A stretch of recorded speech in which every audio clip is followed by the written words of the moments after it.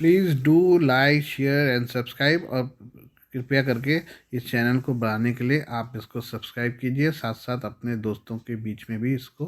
Friends, आज की update कुछ इस प्रकार से। आज हम सबसे पहले शुरुआत करेंगे भारत और पाकिस्तान की बीच में क्या दोस्ती हो सकती है।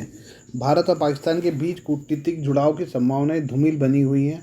अक्टूबर में इस्लामाबाद में आयोजित होने वाली बहुपक्षीय शिखर सम्मेलन से पाकिस्तान और भारत के बीच बर्फ पिघलने की कोई उम्मीद नहीं है, क्योंकि दोनों पक्षों के बीच कूटनीतिक गतिरोध जारी है। इसे दोनों पक्षों ने दूर करने की कोशिश नहीं की। पाकिस्तान की वरिष्ठ राजनयिक और अमेरिका, ब्रिटेन, संयुक्त राष्ट्र में राजदूत रह चुकी मलिया लोधी ने एक ओपिनियन में लिखा है कि शंघाई सहयोग संगठन SCO के रोटेशनल अध्यक्ष के रूप में पाकिस्तान लगभग 3 महीने के समय में सरकार के प्रमुखों के शिखर सम्मेलन का आयोजन करेगा। 7 सदस्यीय क्षेत्रीय समूह के हिस्से के रूप में भारत को निश्चित रूप से आमंत्रित किया गया है। हालांकि ये कहना जल्दबाजी होगी कि प्रधानमंत्री नरेंद्र मोदी इसमें भाग लेंगे या नहीं, लेकिन अब तक के संकेत इस बात की संभावना कम ही है। ऐसा कोई डेवलपमेंट नहीं हुआ है जो सुझाव दे कि दोनों पक्ष इसे द्विपक्षीय जुड़ाव के अवसर के रूप में देखते हैं। मलिया ने आगे लिखा, खेल हमेशा यह आकलन करने के लिए एक उपयोगी बैरोमीटर होता है कि क्या कूटनीतिक संबंध मधुर होने वाले हैं, क्योंकि यह स्थिति में नरमी को दर्शाता है, तनाव कम करने का मार्ग प्रशस्त करता है। लेकिन यह मोर्चा भी आशावाद के लिए बहुत कम आधार प्रदान करता है। हालांकि क्रिकेट कूटनीति ने अतीत में दोनों देशों को करीब लाने में अहम भूमिका निभाई है, लेकिन अब ऐसा नहीं है। पाकिस्तान को फरवरी और मार्च 2025 के बीच ICC चैंपियन ट्रॉफी की मेजबानी करनी है। भारतीय मीडिया पहले से ही आधिकारिक सूत्रों का हवाला देते हुए रिपोर्ट कर रहा है कि दोनों पड़ोसियों के बीच तनावपूर्ण संबंधों के कारण भारतीय क्रिकेट टीम पाकिस्तान की यात्रा नहीं करेगी। इसके बजाय भारतीय क्रिकेट बोर्ड ICC से दुबई या श्रीलंका में भारत के मैच खेलने के लिए करने की योजना बना रहा है। पिछले कुछ सालों से मोदी सरकार ने अपने क्रिकेट टीम को पाकिस्तान में खेलने से रोके रखा है। भले ही पाकिस्तान की टीम 2023 के अंत में एक अंतर्राष्ट्रीय टूर्नामेंट में भारत में खेली हो, लेकिन भारतीय टीम पिछले सितंबर में पाकिस्तान की मेजबानी में एशिया कप के लिए पाकिस्तान नहीं आई। मलिया ने पाकिस्तान की तरफदारी करते हुए लिखा, इससे भी महत्वपूर्ण बात यह है कि भारतीय चुनावों के बाद दोनों देशों के बीच आदान प्रदान उत्साहजनक नहीं रहा है। प्रधानमंत्री शहबाज शरीफ ने प्रधानमंत्री नरेंद्र मोदी को उनके दोबारा चुने जाने पर बधाई संदेश दिया, जिसका जवाब बहुत ही संक्षिप्त था। जवाब में PM मोदी ने भारतीय नागरिकों की सुरक्षा और संरक्षण के प्रति अपनी प्रतिबद्धता को व्यक्त करते हुए सुरक्षा की भाषा का इस्तेमाल किया। मलिया ने दावा किया कि हालांकि PMLN के अध्यक्ष नवाज शरीफ का मोदी को बधाई संदेश सौहार्दपूर्ण शब्दों में था, लेकिन सुरक्षा पर जोर देते हुए उसी तरह की तीखी प्रतिक्रिया मिली। इसके अलावा PM मोदी के शपथ ग्रहण समारोह में आमंत्रित क्षेत्रीय नेताओं की सूची से पाकिस्तान को बाहर रखा गया था। 2014 में नवाज शरीफ PM मोदी के पहले शपथ समारोह में शामिल हुए थे। पाकिस्तान की रिटायर्ड राजनयिक ने लिखा है, लेकिन पिछले हफ्ते पाकिस्तान के खिलाफ मोदी के आरोपों ने उनके रुख का सबसे स्पष्ट संकेत दिया है। कारगिल संघर्ष की सालगिरह पर एक भाषण में उन्होंने कहा, पाकिस्तान ने अपने इतिहास से कुछ नहीं सीखा है। यह आतंकवाद और छद्म युद्ध की मदद से खुद को प्रासंगिक बनाए रखने की कोशिश कर रहा है। उन्हें पाकिस्तान को आतंक का आका भी कहा। उन्होंने लिखा कि इससे पहले भारतीय विदेश मंत्री एस जयशंकर ने कार्यभार संभालने पर अपने पुराने बयानों को दोहराया था। इस्लामाबाद के साथ भविष्य की बातचीत के बारे में बताते हुए उन्होंने कहा, हम वर्षों पुराने सीमा पार आतंकवाद के मुद्दे का समाधान खोजना चाहेंगे। पाकिस्तान और भारत के बीच किसी भी औपचारिक वार्ता की बहाली की संभावनाएं धूमिल हैं। आइए हम इसराइल और लेबनान के बारे में बात करें। इसराइल और लेबनान के शिया मिलिशिया समूह हिजबुल्लाह में युद्ध का खतरा लगातार बढ़ता जा रहा है। इस बीच लेबनान में भारतीय दूतावास ने अपने नागरिकों के लिए चेतावनी जारी की है। इस चेतावनी में लेबनान में सभी भारतीय नागरिकों को लेबनान की यात्रा करने की योजना बना रहे लोगों को सावधानी बरतने की सलाह दी गई है। इसके अलावा भारतीय नागरिकों को बेरूत में भारतीय दूतावास के संपर्क में रहने की भी अपील की गई है। लेबनान पिछले कई साल से राजनीतिक अस्थिरता का सामना कर रहा है। इस दौरान देश की आर्थिक स्थिति काफ़ी खराब हो चुकी है। वहीं बची खुची कसर लेबनान में सक्रिय हिजबुल्लाह जैसे मिलिशिया समूह ने पूरी कर दी है। भारतीय दूतावास ने सोशल मीडिया प्लेटफॉर्म X पर भारतीय नागरिकों के लिए सलाह नाम की एक पोस्ट में लिखा, क्षेत्र में हाल के घटनाक्रमों को देखते हुए लेबनान में सभी भारतीय नागरिकों को और लेबनान की यात्रा करने की योजना बना रहे लोगों को सावधानी बरतने और उनकी ईमेल ID cons.belarus@mea.gov या आपातकालीन फ़ोन नंबर +96176860128 के माध्यम से बेरूत में भारतीय दूतावास के संपर्क में रहने की सलाह दी जाती है।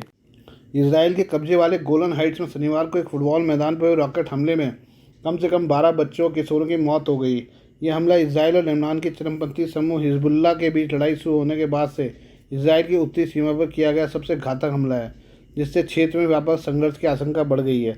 इस हमले के लिए इसराइल ने हिजबुल्लाह को जिम्मेदार ठहराया, लेकिन चरमपंथी समूह ने अपनी किसी भी भूमिका से इनकार किया है। इसराइल के प्रधानमंत्री बेंजामिन नेतन्याहू ने चेतावनी दी कि हिजबुल्लाह को इस हमले की ऐसी भारी कीमत चुकानी होगी जो उसने पहले कभी नहीं चुकाई है। इजरायली सेना के मुख्य प्रवक्ता रियर एडमिरल डैनियल हगारी ने इस 7 अक्टूबर को हुए हमास के हमले के बाद इसराइल के नागरिकों को हुआ सबसे घातक हमला बताया। हमास के हमले के बाद गाज़ा में युद्ध छिड़ गया। उन्होंने बताया कि गोलन हाइट्स में हुए हमले में 12 लोगों की मौत हो गई, 20 अन्य घायल हो गए। इसराइल के विदेश मंत्री इसराइल कोर्ट ने चैनल 12 से कहा है, इसमें कोई संदेह नहीं कि हिजबुल्लाह ने इस हमले से सभी हदें पार कर दी और हमारी प्रतिक्रिया से यह बात समझ आएगी। हम उस पल के करीब पहुंच रहे हैं जब हमें एक पूर्ण युद्ध का सामना करना पड़ेगा। हिजबुल्लाह के मुख्य प्रवक्ता मोहम्मद हफीज़ ने कहा है कि किसी भी समूह इस बात से साफ इनकार करता है कि मस्जिद शम्स कस्बे पर उसने हमला किया। हिजबुल्लाह का किसी हमले से इनकार करना असामान्य बात है। इस हमले से पहले शनिवार को सीमा पार हिंसा हुई थी, जिसमें हिजबुल्लाह ने उसके 3 लड़ाकों के मारे जाने की बात कही थी। हालांकि उसने यह नहीं बताया कि हिंसा कहाँ हुई। इसराइल की सेना ने कहा कि उसकी वायुसेना ने सीमावर्ती गांव कफर किला में हिजबुल्लाह के हथियार डिपो को निशाना बनाया। उसने कहा कि हमले के समय वहां आतंकवादी मौजूद थे। आइए हम बात करते हैं मालदीव की। पर्यटकों की गिरती संख्या के बीच मालदीव के पर्यटन मंत्री इब्राहिम फैसल सोमवार 29 जुलाई को 6 दिवसीय यात्रा पर नई दिल्ली पहुंच रहे हैं। इस दौरान वे मालदीव में अधिक से अधिक भारतीय पर्यटकों को आकर्षित करने की दिशा में काम करेंगे। सोमवार को मालदीव से रवाना होने से पहले सोशल मीडिया प्लेटफॉर्म पर ट्वीट कर दौरे की जानकारी दी। उन्होंने लिखा, दिल्ली में वेलकम इंडिया रोड शो 2024 में अपने पहले पड़ाव के लिए रवाना होते हुए मैं मालदीव को दिखाने के लिए उत्साहित हूँ। पिछले साल तक मालदीव जाने वाले पर्यटकों में सबसे बड़ी संख्या भारतीयों की थी, लेकिन पिछले 6 महीने में इसमें तेजी से कमी आई है। इस बीच चीन आगे निकलकर मालदीव का सबसे बड़ा पर्यटन बाजार बन गया है। भारतीय दौरे पर मालदीव के पर्यटन मंत्री फैसल दिल्ली, मुंबई और बेंगलुरु में वेलकम इंडिया अभियान के तहत कई रोड शो में हिस्सा लेंगे। 30 जुलाई से 3 अगस्त तक चलने वाले इस अभियान का उद्देश्य भारतीय पर्यटकों के लिए मालदीव को प्रमुख हॉलिडे स्पॉट के रूप में मजबूत करना है। इस साल के पहले 4 महीनों में मालदीव में भारतीय पर्यटकों की संख्या में 2023 की तुलना में 42% की गिरावट आई है। 2023 में मालदीव पहुंचने वाले विदेशी पर्यटकों में भारतीय पहले नंबर पर थे और चीन तीसरे स्थान पर था। मालदीव में भारतीय पर्यटकों में गिरावट नई दिल्ली और माले के बीच कूटनीतिक विवाद के बाद देखी गई। इसमें सबसे ज़्यादा असर तब हुआ जब राष्ट्रपति मोहम्मद मुइज़्ज़ू की सरकार के मंत्रियों ने प्रधानमंत्री नरेंद्र मोदी की लक्षद्वीप यात्रा के बारे में अपमानजनक टिप्पणी की थी। बाद में मंत्रियों को निलंबित कर दिया गया था, लेकिन उनकी टिप्पणियों ने सोशल मीडिया पर हंगामा मचा दिया। कई लोगों ने सोशल मीडिया पर सार्वजनिक रूप से मालदीव न जाने की घोषणा की। कुछ ने तो यह भी दावा किया कि उन्होंने अपनी यात्राएं रद्द कर दी हैं। फैसल ने इसी साल मई में समाचार एजेंसी पीटीआई के इंटरव्यू में कहा था कि मैं भारतीयों से कहना चाहता हूं कि कृपया मालदीव के पर्यटन का हिस्सा बने। हमारी अर्थव्यवस्था पर्यटन पर निर्भर करती है। चीन पर मुइज़्ज़ू के राष्ट्रपति बनने के बाद से ही भारत और मालदीव के बीच रिश्ते खराब रहे हैं। हालांकि मुइज़्ज़ू हाल ही में जून महीने में प्रधानमंत्री नरेंद्र मोदी के शपथ ग्रहण समारोह में शामिल हुए थे। मालदीव के राष्ट्रपति चुनाव अभियान में मोहम्मद मुइज़्ज़ू ने इंडिया आउट का नारा दिया था, लेकिन साल भर के भीतर ही उनकी सरकार को भारत में वेलकम इंडिया अभियान चलाना पड़ रहा है। ये हम क्वाड के बारे में बात करें। 4 देशों के समूह क्वाड के विदेश मंत्रियों की बैठक शुरू हो गई है। सबसे पहले भारतीय विदेश मंत्री एस जयशंकर ने कई मुद्दों पर बात रखी। उसके बाद अमेरिका और ऑस्ट्रेलिया के विदेश मंत्री ने भी अपनी बात रखी। आइए जानते हैं किसने क्या कहा। जापान के टोक्यो में क्वाड विदेश मंत्रालयों के मंत्रियों की बैठक में विदेश मंत्री जयशंकर ने कहा, क्वाड हमारे संबंधित द्विपक्षीय यहाँ तक कि त्रिपक्षीय संबंधों के बीच एक मजबूत बातचीत है। एक मोर्चे पर प्रगति दूसरे को मजबूत करती है और इस तरह क्वाड के महत्व को बढ़ाती है। ये चुनौतीपूर्ण समय है, चाहे वह स्थिरता और सुरक्षा हो या प्रगति या समृद्धि। अच्छी चीज़ें अपने आप नहीं होती, उन्हें भरोसेमंद भागीदारों की जरूरत होती है। उन्हें अंतर्राष्ट्रीय सहयोग की जरूरत है। क्वाड दोनों का एक बेहतरीन समकालीन उदाहरण है। उन्हें आगे कहा, जब मैंने विशेष उदाहरण दिए हैं तो जरूरी है कि हम सभी बिंदुओं को जोड़ें। कुल मिलाकर संदेश यह कि हमारे 4 देश एक स्वतंत्र हिंद प्रशांत के लिए नियम आधारित व्यवस्था और वैश्विक भलाई के लिए मिलकर काम कर रहे हैं, जो अपने आप में एक अनिश्चित और अस्थिर दुनिया में एक शक्तिशाली स्थिर कारक है। विदेश मंत्री जयशंकर ने कहा कि यह कोई बातचीत की दुकान नहीं है, बल्कि एक ऐसा मंच है जो व्यवहारिक परिणाम देता है। उदाहरण के लिए हमारी HADR बातचीत हमारी नौसेनाओं के बीच समझ SOP में दिखाई देती है। क्वाड से निकली Indo Pacific maritime domain awareness पहला आज सूचना संलयन केंद्रों को जोड़ती है। हमने जिसके बारे में बात की है वह है ओपन RAN नेटवर्क, जिसे पलाऊ में तैनात किया जा रहा है। मॉरिशस में जल्द ही एक अंतरिक्ष आधारित जलवायु चेतावनी प्रणाली शुरू की जाएगी। कोविड के दौरान हमने इस क्षेत्र के देशों को टीके पहुंचाने के लिए सहयोग किया। क्वाड स्टेम फेलोशिप का पहला समूह पास आउट हो रहा है और दूसरा भी आसियान को कवर करेगा। उन्होंने कहा कि हम विश्वसनीय दूरसंचार प्रौद्योगिकी और समुद्र के नीचे केबल कनेक्टिविटी से लेकर मानवीय और आपदा राहत, महत्वपूर्ण उभरती प्रौद्योगिकी, साइबर और स्वास्थ्य सुरक्षा, जलवायु कार्रवाई, बुनियादी ढांचे, क्षमता निर्माण और प्रशिक्षण, समुद्री डोमेन जागरूकता, STEM, शिक्षा और आतंकवाद का मुकाबला करने तक काम कर रहे हैं।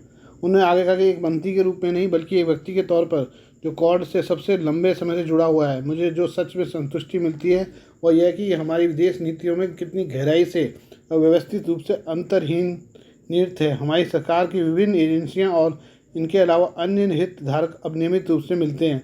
इसका विस्तार होता रहता है। हमारे नेताओं ने व्यक्तिगत रूप से क्वाड के विकास का नेतृत्व किया है। पिछले कुछ वर्षों में हमने जो विस्तृत एजेंडा बनाया है उसकी मैं सराहना करता हूँ। विदेश मंत्री जयशंकर के अलावा अमेरिकी विदेश सचिव एंटनी ब्लिंकन भी बैठक में बोले। उन्होंने कहा यह हमारे 4 देशों के बीच शानदार रणनीतिक बैठक का पल है।